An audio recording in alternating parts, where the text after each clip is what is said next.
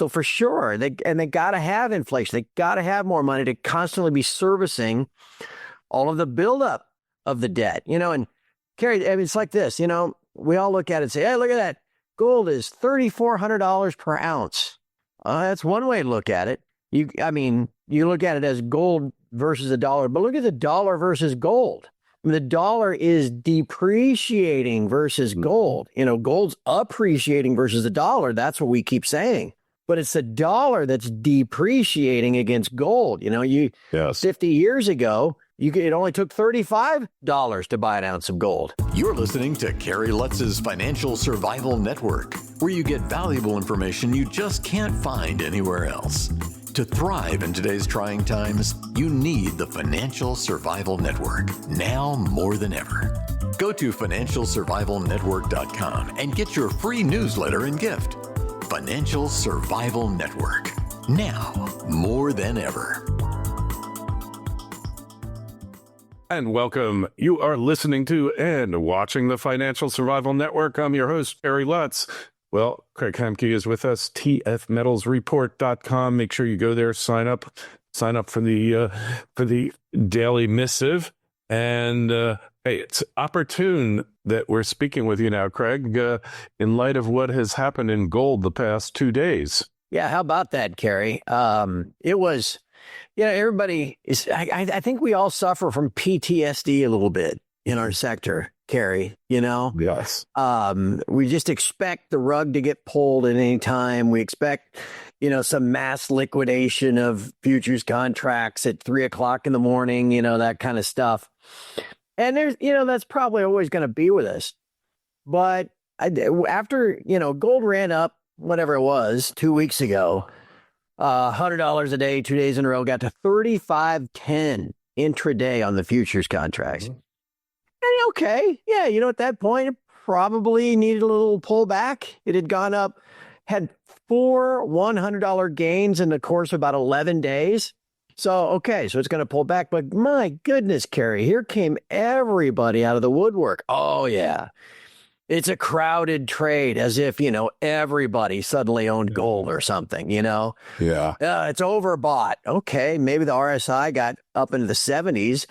But, it wasn't like, the people that were calling for gold to now go to 2,700 and stuff, and all the way back to the 200-day moving average. I'm like, well, maybe. But in terms of the internal components of what has always driven the futures market, like the Commitment of Traders report, is the farthest thing from being overbought. Yeah. And so I was like, well, I'm not necessarily buying this narrative. And now look what's happened. As we record this on Tuesday, we were up almost $100 on Monday. And at one point today, we're up about 80 or 90. That's shocking. The reports of the great death of the gold rally, I guess we could say, are greatly exaggerated. Yeah. And we'll see where we go from here. No doubt. That's true. And now even silver is starting to join the party here, huh? It's starting. It's, it just drives everybody crazy. It drives me crazy too. I mentioned the Commitment of Trader structure for gold and being actually pretty tame, and I don't want to say bullish, but the amount of, the large speculators or the hedge funds have actually been trimming their long position over the last 2.5 months. In fact, it's the smallest it's been since when this rally took off at the end of February last year. Now, silver, on the other hand, though, Kerry, different story. It's kind of in its mid-range. You could actually even say it's a slightly heavy or bearish Commitment of Trader structure. So it just is hard. It's having a hell of a time getting any momentum, getting anything going to the upside. And that's what it's going to take for silver to catch up. You recall times in the past when silver has taken off, it kind of builds a momentum of its own. It goes up because it's going up, sort of thing.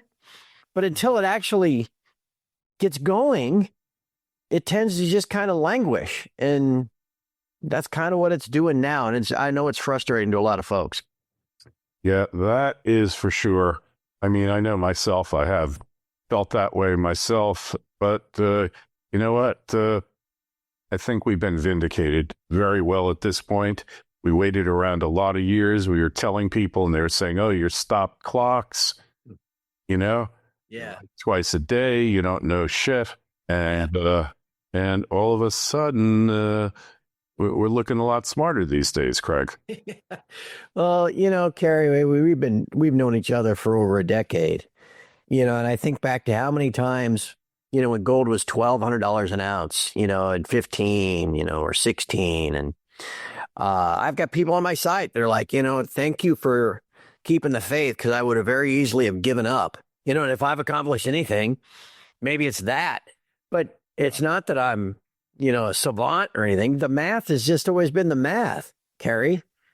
And at this point, more people are figuring that out. As we've discussed, we've always called it the end of the great Keynesian experiment. Remember that? Yeah.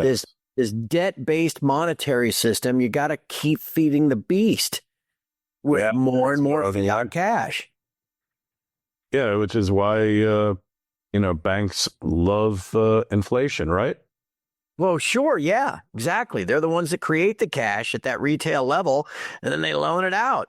So for sure, they got to have inflation. They got to have more money to constantly be servicing all of the buildup of the debt. And Kerry, it's like this.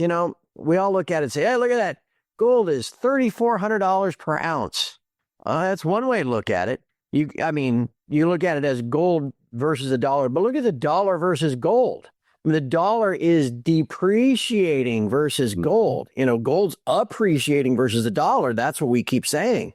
But it's the dollar that's depreciating against gold. 50 years ago, it only took $35 to buy an ounce of gold. And now here we are 50 years later, it takes $3,500. Mm-hmm. And it is that endless march toward, I don't know, I can't really say worthless, but march toward this kind of infinitely small value. I don't know. I guess I'm struggling for the right word, but it's that endless devaluation that we're seeing in that price of gold. Yeah. So true, man. So true. So the devaluation continues. You think Doge can make any difference in the long run or what? No. I've felt this way since November and December. At one point, Kerry, you'll remember back during the campaign, they were going to save $2 trillion by cutting waste and all that kind of stuff. And then about the time Trump got elected, it was, maybe $1 trillion that they could save. Mm-hmm. And then Musk came out about a month ago, 6 weeks ago, and said, no, maybe 150 billion.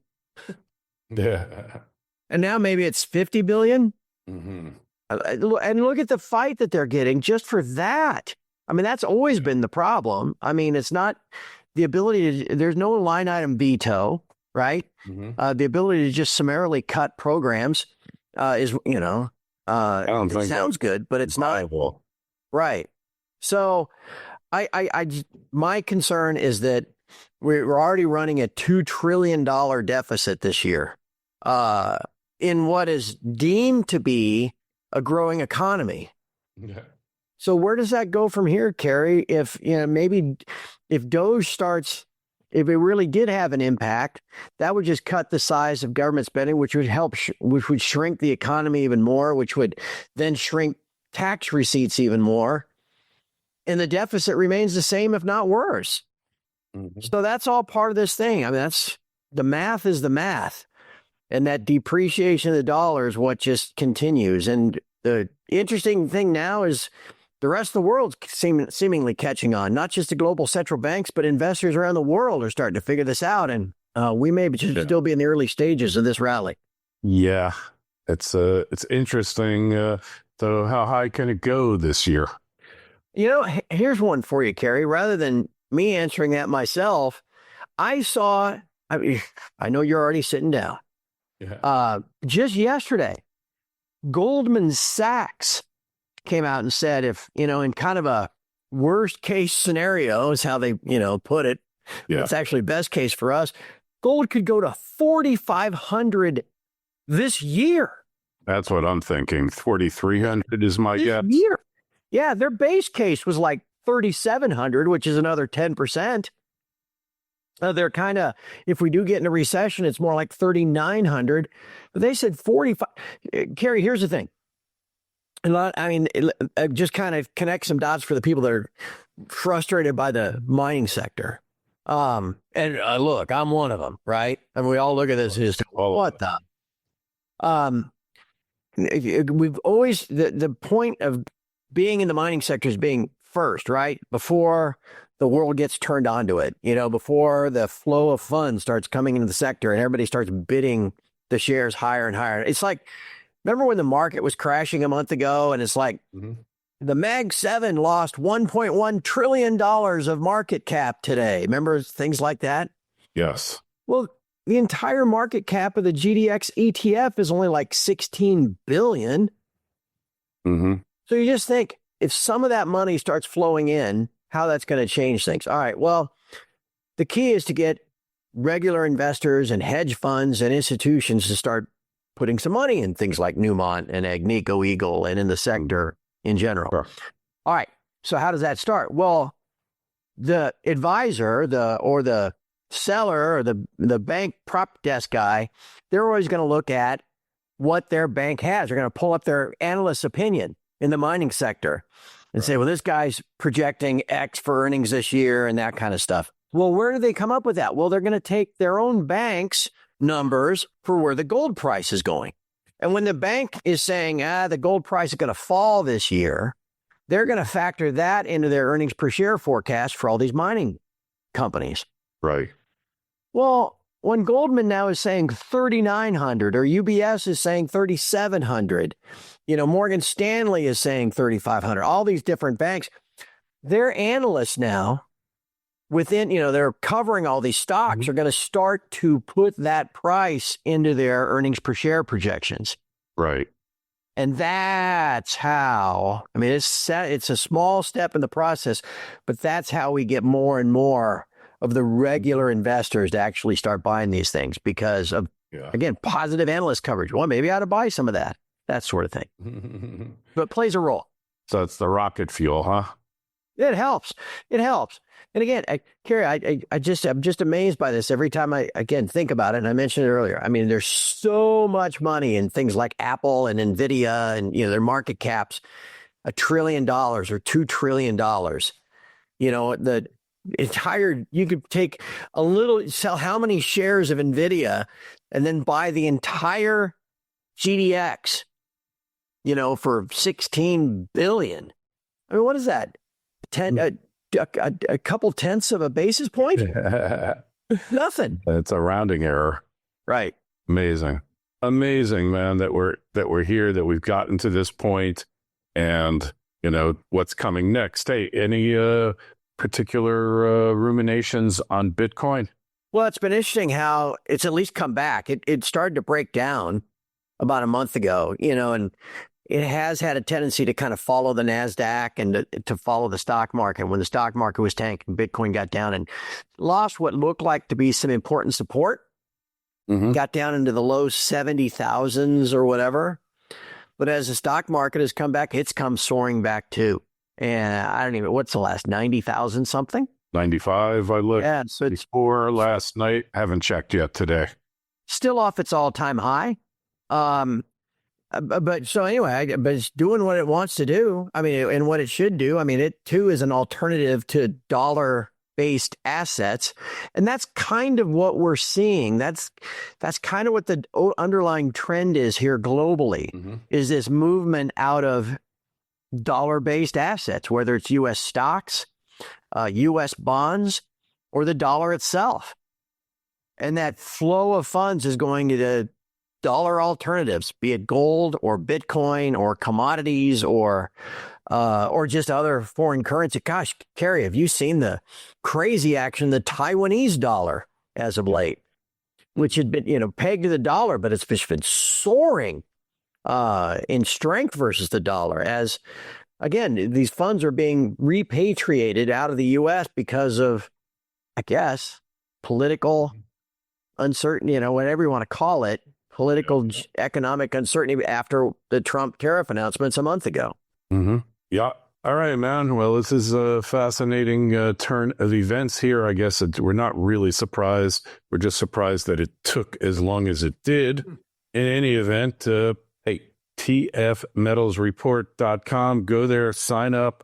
Hey, for a little more actually for a lot less than the cost of a latte at the Inflation Cafe, you could be part of a community and attempt to figure out what the heck is really going on here. That's what we do every day, Kerry. Kind of a summer every morning, which I just got done writing a little bit ago. And then we wrap it up with a podcast in the afternoon for, like you said, 50 cents a day. Try to keep everybody on top of things. That's for sure. And gosh, at a time like this, that couldn't be more important. Just everybody remember, I mean, bull markets and just about anything, but particularly the precious metals, unfold in a pattern of kind of 2 steps forward, 1 step back, higher highs followed by higher lows.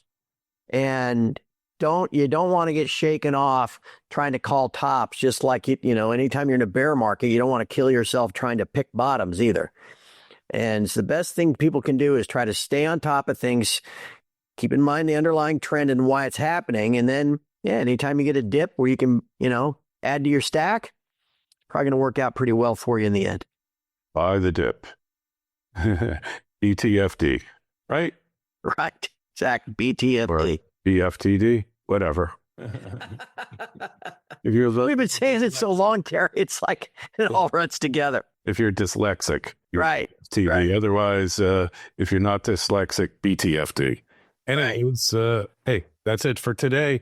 And make sure you go over to financialsurvivalnetwork.com. We got a link to tfmetalsreport.com. While you're there, sign up for your free newsletter. We're up to over 80,000 subscribers, and 77,000 of you are still active, which is pretty amazing. And if you got a question, Greg, myself, KL@kerrylutz.com is the email. We'll get back to you. Greg, always a pleasure. Thanks for stopping by. Always fun to visit, my friend. All the best. Thanks for listening to Kerry Lutz's Financial Survival Network, your solution to today's trying times. For the latest, go to financialsurvivalnetwork.com. Financial Survival Network, now more than ever.